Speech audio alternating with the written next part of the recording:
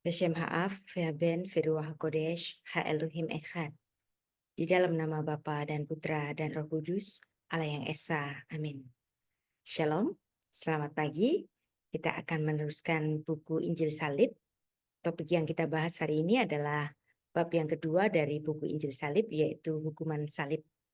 Apa itu hukuman salib? Hukuman salib adalah hukuman mati dengan menggantung di atas kayu salib. Hukuman mati dengan cara menggantung penjahat di atas kayu atau pohon di mata orang Israel adalah hukuman kutuk. Ini berlaku dalam Perjanjian Lama maupun Perjanjian Baru. Namun, menyalibkan penjahat dalam keadaan hidup menggantung di kayu, model salib atau palang seperti simbol plus ini tidak terdapat pada Perjanjian Lama. Perjanjian Baru dikenal pada masa penjajahan Romawi di tanah Yudea. Ada kalanya menggunakan cara penghukuman yang mirip dengan Perjanjian Lama, yaitu menggantungkan seseorang di atas kayu. Bahasa Ibraninya tala. Dan ini sebagai suatu peringatan, sebagaimana yang ditulis dalam Ulangan 21 ayat 22 sampai 23. Apabila seorang berbuat dosa yang sepadan dengan hukuman mati, lalu ia dihukum mati, kemudian kau gantungkan dia pada sebuah tiang.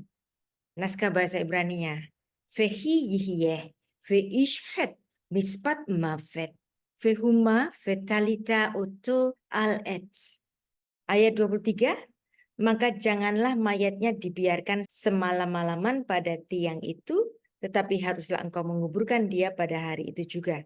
Sebab seseorang yang digantung terkutuk oleh Allah. Janganlah engkau menajiskan tanah yang diberikan Tuhan Allahmu, sebab kepadamu menjadi milik pusakamu.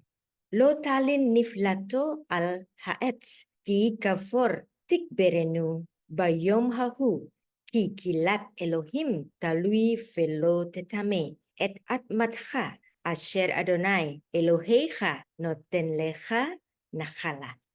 Kematian dengan cara menggantung di sebuah tiang kayu, bahasa Ibraninya etz, adalah lambang suatu kutuk, hukuman gantung di atas kayu. Ini menjadi tema utama khotbah Rasul Petrus di hadapan Mahkamah Agama Sanhedrin. Kisah Para Rasul 5 ayat 30. Allah nenek moyang kita telah membangkitkan Yesus yang kamu gantungkan pada kayu salib dan kamu bunuh. Dalam Kisah Para Rasul 5 ayat 30 mencatat istilah khusus yang diucapkan oleh Rasul Petrus, yaitu kata Yunani sulon, bahasa Ibraninya haetz, yang sudah dikenal dalam agama Yahudi bahwa orang yang mati dengan cara digantung pada tiang kayu adalah dikutuk oleh Tuhan. Kitab Torah ditulis pada sekitar abad ke-15 sebelum Masehi, dan hukuman dengan cara salib baru dikenal pada tahun 63 sebelum Masehi, yaitu sejak penjajahan di tanah Yehuda oleh Kekaisaran Romawi. Yesus Kristus memang dihukum dengan cara Romawi, yaitu salib. Namun cara menggantung di kayu itulah topik yang sedang diangkat oleh Rasul Petrus di hadapan para petinggi pengadilan agama Yahudi, yaitu Sanhedrin atau Beit Din Hagadol, dengan referensi Taurat. Anda harus tahu bahwa Rasul Petrus dimuridkan oleh Yesus 3,5 tahun. Ini menyebabkan Rasul Petrus setara dengan para ahli-ahli Taurat lainnya, sebab Yesus adalah guru dari segala guru, rabi dari segala rabi. Maka Petrus, murid Tuhan Yesus, dia adalah orang yang sangat terpelajar dan sangat piawai dalam pengetahuan Tauratnya. Dosa adalah perbuatan jahat di mata Allah. Dosa itu bagaikan hutang dan juga perbuatan yang mengakibatkan kutuk. Kutuk dosa inilah yang sedang dibayar oleh Yesus. Bandingkan khotbah Rasul Petrus tadi dengan tulisan Rabi Saul, yaitu Rasul Paulus dalam Galatia 3 ayat 13. Kristus telah menebus kita dari kutuk hukum Taurat dengan jalan menjadi kutuk karena kita. Sebab ada tertulis, terkutuklah orang yang digantung pada kayu salib. Hukuman kutuk dengan cara digantung pada kayu atau pada pohon juga menjadi pokok pembicaraan Rabi Shaul, bahwa kematian Kristus Yesus di atas kayu salib bukan hal yang kebetulan, melainkan suatu pernyataan bahwa dengan kematian cara demikian, Yesus Kristus menjadi terkutuk sebagai ganti manusia yang terkutuk atas dosa. Darahnya sungguh mahal karena ia suci dan berhakikat sebagai Allah yang olehnya semua dosa-dosa umat manusia boleh diampuni. Hukuman salib tergantung pada kayu, tetaplah hukuman kutuk. Makna ini tidak berubah. Dan karya Kristus tidak selesai di kayu salib saja, bukan? Karena kemudian Yesus Kristus masih di dalam karya-karya lanjutannya, yaitu ia bangkit dan dia naik ke surga. Ini menjadi jaminan bagi orang-orang yang percaya untuk pasti masuk ke langit baru dan bumi yang baru di olam haba. Dan mari kita belajar bersama hukuman mati dengan cara penyaliban pada zaman Romawi. Kata salib dalam bahasa Ibrani adalah selaf. Dalam Alkitab Perjanjian Baru bahasa asli Yunani, kata salib adalah stauros. Dari verba stauros, dan bahasa Latinnya adalah crucifigo, yaitu palang kayu, sebagai alat untuk menghukum mati seseorang. Salib sebagai alat siksa. Dan ini sudah diperkirakan berasal dari Persia. Penyaliban juga dipraktekkan oleh bangsa Fenisia dan Kartago. Dan kemudian salib sebagai alat penyiksaan dan penghukuman mati kemudian digunakan oleh Emporium Romawi, yang biasanya mereka membiarkan tiang itu tetap pada tempatnya untuk hukuman mati berikutnya. Para pesakitan akan mengangkat sendiri kayu atau palang balok salib patibulum yang ditambahkan di puncak tiang itu. Kejahatan atau pelanggaran yang menyebabkan hukuman mati dituliskan pada kayu palang itu, atau dituliskan pada papan yang dikalungkan di leher setelah penjahat itu divonis hukuman mati. Di depannya berjalan seorang petugas membawa gelarnya, yakni tuduhan tertulis yang dituduhkan kepadanya. Balok salib, yaitu patibulum, itulah yang dipikul oleh Yesus Kristus. Jadi tidak seluruh salibnya. Namun memikul patibulum pun ia sudah terlalu lemah, sehingga kemudian patibulum itu dibawakan oleh Simon dari Kirene. Hukuman mati dengan penyaliban biasanya digunakan oleh para budak-budak, penduduk asli setempat, dan penjahat-penjahat dari kelas yang rendah yang disalibkan. Namun jarang sekali dikenakan kepada warga negara Romawi. Kekristenan adalah Kristus, maka salibnya adalah kunci untuk mengerti tentang Dia.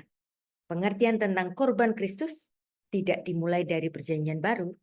Injil Matius adalah kitab Injil yang pertama, namun pemahaman kita haruslah dimulai dari mula pertama kali Alkitab kita ditulis, yaitu kitab Kejadian yang memuat sabda proto-evangelium.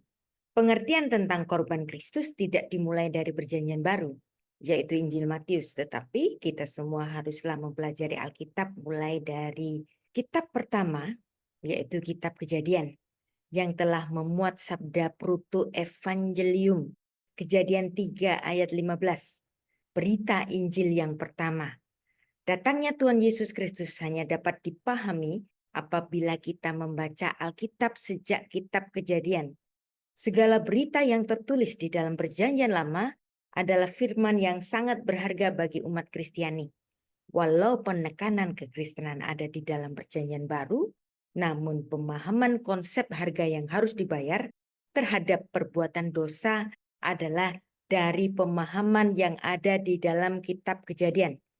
Dari situ, kita akan lebih memahami makna penebusan dosa dengan darah atau keselamatan dengan darah. Dan inilah inti pengertian dari Hari Raya Paskah, yang merupakan hal yang pokok, pembuktian kematian Yesus Kristus di salib, serta kebangkitannya tidak terkira kokohnya, internal maupun eksternal. Itu sudah banyak sekali ditulis oleh para ahli tanpa ada sanggahan yang layak.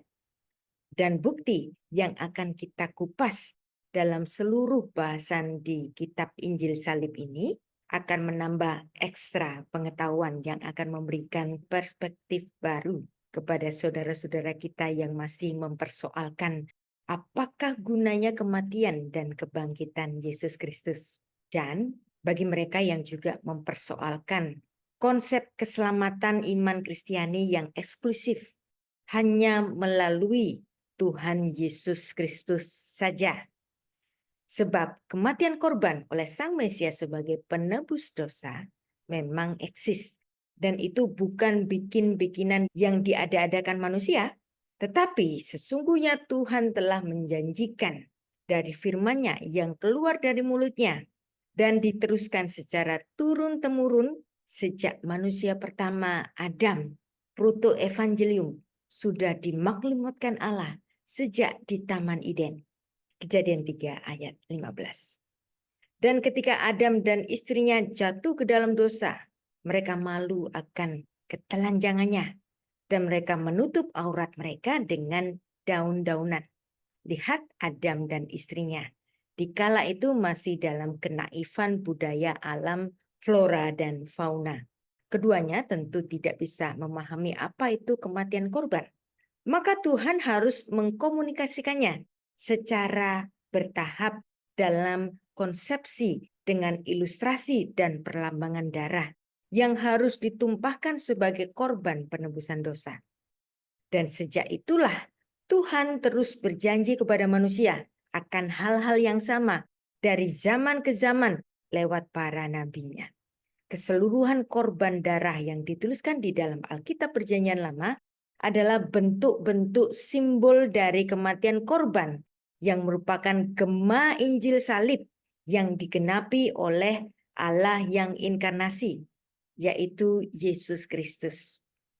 Salib adalah simbol penderitaan, kehinaan, dan kutukan pada zaman Tuhan Yesus. Salib adalah alat penyiksaan dan penghukuman mati. Kemudian pada zaman kejayaan Emporium Romawi, salib digunakan untuk menggantung atau memakukan tubuh orang yang dikutuk dengan cara hukuman mati. Salib bentuknya bermacam-macam. Biasanya diiringi dengan siksaan-siksaan yang amat kejam dan ngeri sebelumnya. Para terhukum ditelanjangi, dibaringkan di tanah, dan tubuhnya ditimpa dengan balok salib itu dan tangannya diikatkan atau dipakukan kepada balok salib itu. Bagi orang percaya, kematian salib adalah tanda pembayaran kutuk dosa, yaitu upah dosa adalah mati. Pembayaran atas kematian itu sepadan dengan harga dari darahnya sendiri. Darah Yesus Kristus, Yesus Sang Mesias dengan lunas membayar hutang dosa kita. 1 Korintus 7 ayat 23. Kemenangan yang sesungguhnya adalah dengan bukti bahwa Ia tidak mati selamanya, tetapi Tuhan Yesus bangkit. Ini sebagai tanda bahwa kita pun nanti akan dibangkitkan setelah mati akibat dosa. Karena Yesus Sang Mesias yang telah mengalami hukuman kutuk dengan cara digantung pada kayu, Dia telah bangkit. Maka makna salib yang negatif itu berubah menjadi lambang kemenangan bagi orang-orang yang percaya pada kematian Kristus. Itulah kemenangan Yesus Kristus dan umatnya yang percaya kepadanya. Amin. Beshem Ha'af, Ve'aben, Veruah Kodesh, Ha Elohim Echad. Di dalam nama Bapa dan Putra dan Roh Kudus, Allah yang Esa. Amin.